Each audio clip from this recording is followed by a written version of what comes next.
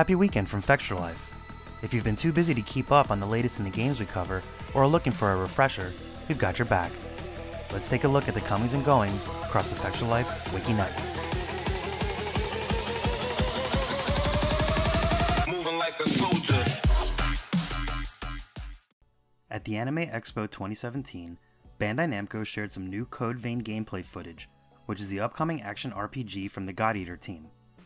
As you can see in the footage, despite the distinctly more animation-style graphics, the basic weapon attacks bear a resemblance to the Dark Souls series of games. There's a heft to it all, and the timing and spacing all seem to take cues from the patient combat Souls fans have come to know. In Code Vein, you play as vampires on the side of good in a post-apocalyptic dystopia, charged with vanquishing fiends who have given in fully to their bloodlust. It is set to release in 2018 for the PS4, Xbox One, and PC. What are your thoughts on Code Vein's gameplay? Let us know what you think in the comments. In a first look with IGN, we got a glimpse at the new social space in Destiny 2, called The Farm.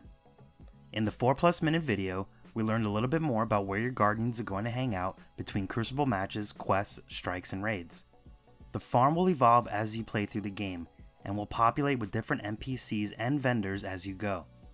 There will also be activities to engage in, including a fully fleshed out soccer minigame. Later, Bungie released the open beta trailer for Destiny 2, which is landing July 18th for the PS4 pre-orders and July 19th for Xbox One pre-orders. Everyone else will gain access on July 21st, except for PC players who have to wait until August. In the beta, we'll be playing through the opening of Destiny 2's new cinematic story campaign, take on the 3-player cooperative inverted Spire Strike, and battle in 2 competitive multiplayer modes. Clans aren't supported, character progression won't be accurate, and character continuity will not carry over to the main game when it releases in September. However, players who participate in the beta will earn a special emblem. So, now we've got our marching orders and know what to expect. The only thing left to do is hurry up and wait 2 weeks. See you all on the battlefield. Capcom has released a new 23-minute gameplay video for Monster Hunter World that shows a new hunt quest for an Anjanath in the Ancient Forest. The Hunt and Gear Fest is coming to the PS4, Xbox One, and PC in early 2018. Monster Hunter World sees players take on the role of a hunter that completes various quests to hunt and slay monsters within a lively, living and breathing ecosystem full of predators and prey. In the video, you can see some of the creatures you can expect to come across within the new world, the newly discovered continent where Monster Hunter World is set, including the Great Jagras, which has the ability to swallow its prey whole, and one of the Monster Hunter series favorites, Rathalos. Players are able to utilize several tools, such as the Slinger and Scoutfly, to aid them in their hunt. By using these skills to their advantage, hunters can lure monsters into traps and even pit them against each other. Hunters will need to select their weapon carefully from 14 different classes and think strategically about how to take their foes down. Once your foe is slain, you can craft armor and weapons for yourself as well as your feline companions. As you can see, the gameplay of the hunt is pretty epic stuff, and the kills are quite rewarding, both in the loot they give and in the feeling of badassness. As many of you have no doubt heard, Diablo 3 Reaper of Souls now has a new class, the Necromancer, along with a few other interesting but not overwhelming content updates. Blizzard was gracious enough to send us a code so we could check out the new improvements and see how the Necromancer played versus the other Diablo 3 classes, as well as the Diablo 2 Necromancer. Check out our video on the YouTube channel for our full in-depth impressions. For $14.99, getting a new class is absolutely worth it, if you can stomach through playing the entire game again. We still had a blast fighting over corpses as we fought our way to hell, heaven, and beyond for the umpteenth time, and can see ourselves spending another week or 2 running some rifts, seeing just how powerful we can make them. If you were looking for a reason to get back into Diablo 3 after months or years away, this would be a great time to do it. ZeniMax Online announced a new bonus event this week for The Elder Scrolls Online, specifically for members of the ESO Plus service for players of the MMORPG on PS4, Xbox One, and PC. The event ran from July 5th until today, the 9th, and hooks players up with some free goodies, including a free trial to ESO Plus for those who want to see what it's all about. It's not a bad deal for those who are signed up for ESO Plus, and it's a great opportunity for those interested in what a subscription offers in value to the game. If you haven't given it a shot yet, you still have some time left today. A new patch arrived for PS4 exclusive Horizon Zero Dawn that adds a new feature to the open world action RPG from Guerrilla Games and Sony. The highlight of the patch is the much requested New Game Plus. In New Game Plus, You'll be able to continue the game into a new playthrough after beating it for the first time, and you'll maintain your character progression and your inventory. You won't be able to go past a level cap of 50, but you'll still be able to earn XP. They've also added some new difficulty options to the game. Now, before starting a new game cycle, you can adjust the difficulty level as you wish, including selecting the new Ultra Hard difficulty. The New Game Plus mode adds 2 new trophies to the game for completing New Game Plus and completing it in Ultra Hard mode. These trophies are separate from the Platinum, so they're not necessary to complete to earn the coveted trophy. Horizon Zero Dawn keeps dishing out the post-launch goodness. For many, New Game Plus was its most glaring omission, and now that it's been added, the conversation can begin anew for Game of the Year. DLC is also on the way, with the Frozen Wilds announced at E3, which we've heard few details about, but can anticipate more of the same epic mech hunting in the base game. Square Enix has released a new patch for Final Fantasy XIV that adds some new content and makes some new changes to the game, following the recent Stormblood expansion for the MMO on PS4 and PC. The patch adds new quests, the new Omega Raid, changes to the job classes, and more. You can view the full patch notes for it on the blog. If you're new to the game and want to learn more about the newest expansion, be sure to check out our Final Fantasy XIV Stormblood guide for an overview of the new content, as well as a brief primer on the base game.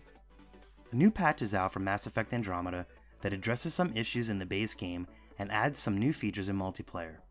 The main highlights of the patch are multiplayer related and are the addition of Platinum difficulty and a Batarian Scrapper character you can choose for loadouts.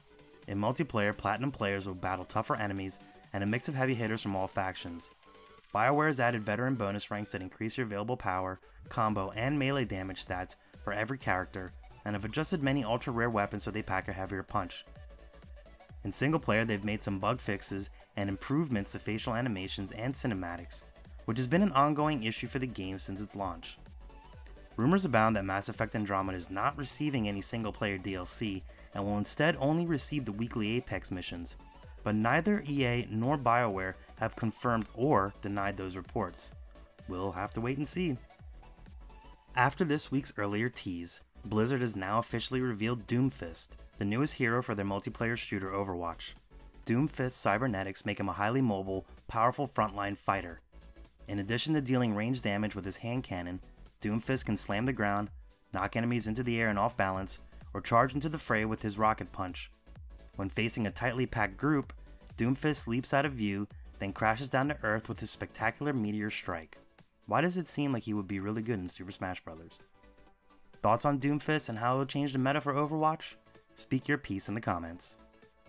When we last checked in with Star Citizen, the mega ambitious space sim MMO, developer Cloud Imperium Games had unveiled their upcoming Alpha Update 3.0, which will let players seamlessly land on a planet and explore, all in first person, as well as add a host of new features and ships. The update was scheduled to release June 29th for those players already flying their ships around space, but has missed that mark, according to the production schedule for the update. However, they've not been lacking in reveals for the sandbox space MMO that lets you pilot your own spacecraft along with friends and engage in the dangerous economy of hauling, defending, and raiding in an intergalactic trade network. Since the announcement of Update 3.0, they've been working on other features for the game in addition to their efforts towards the update. Specifically, they've announced a few new ships that will be available in the future, and these are of particular interest as the ship you choose will be an extension of your character, an integral part of your gameplay experience. We took a closer look this week at the 3 newly unveiled spacecrafts, the Aopoa Nox, the Aegis Eclipse, and the Banner Defender. They put a ton of thought into every last detail on these ships, right down to the physics and how they all interact in the interstellar network. The breadth of function in the ships give players a lot of options to customize their playstyle and determine the kind of spacefarer they truly want to be, for a price of course.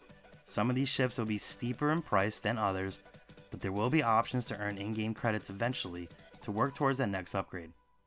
Cloud Imperium has shot down a bit of a rumor recently that stated that the developer was in financial trouble. So far, although progress has seemed slow, the studio has had production to show for it and remained highly communicative of the process. Players are still able to experience the early alpha content that's available through the starter packages while they wait for the now August dated Major 3.0 update. In a recent development update for Dark and Light, the upcoming Magic Meets Survival MMORPG from Snail Games, we learned more about the game's bestiary, as well as some of the creatures we're going to be facing. The game is soon heading into early access on PC, with an eye towards full release in 2017. Not simply an in-game codex, the bestiary you can access in the game will be a valuable tool in subduing the various creatures you will encounter in the wild world. Every creature has its own card in the bestiary, and at the start of the game, they'll all be grayed out. When you kill or tame one for the first time, you'll unlock the card and will be able to view some of the new details and lore about the creature. They've also shown some of the new unique creatures called elementals. Elementals are physical embodiments of concentrated magic and are a challenge for rookies, but veterans can harvest them for powerful magical cores. In other development news on the game, they recently announced NVIDIA Ancel support to enable players to take 360-degree screenshots and studio quality 2D screenshots. Dark and Light is shaping up to be quite the vivid playground, with its heavy dose of magic and untamed wilds just begging to be explored and mastered. When it comes to survival sandboxes, few have tackled it with this magical fantasy bend, and we can't wait until early access begins. The old school 2D Super NES style throwback CrossCode from Radical Fish Games and Deck 13 has received its first major story update in a year for the game, which is presently in early access on PC. Since the last story update, the action RPG, which is a bit of a meta take on the MMO genre, has received new gameplay areas, new quests and skills, but the story has not progressed. Now that has been rectified with fresh story content, and, on the heels of that, the game is now set for an early 2018 release. Additionally, the update adds the following highlights: extends the Autumn's Fall area, opens up Rookie Harbor North, adds equipment level icons and cross-references against enemy level when determining difficulty, and adds some new quests, as well as the removal of boring fetch quests. Back in April, we previewed CrossCode with a hands-on write-up of everything in the package, which includes energetic real-time combat, as well as challenging physics-based ball tossing. That's right, ball tossing. For under $20, it's a great value for fans of the classic RPG experience.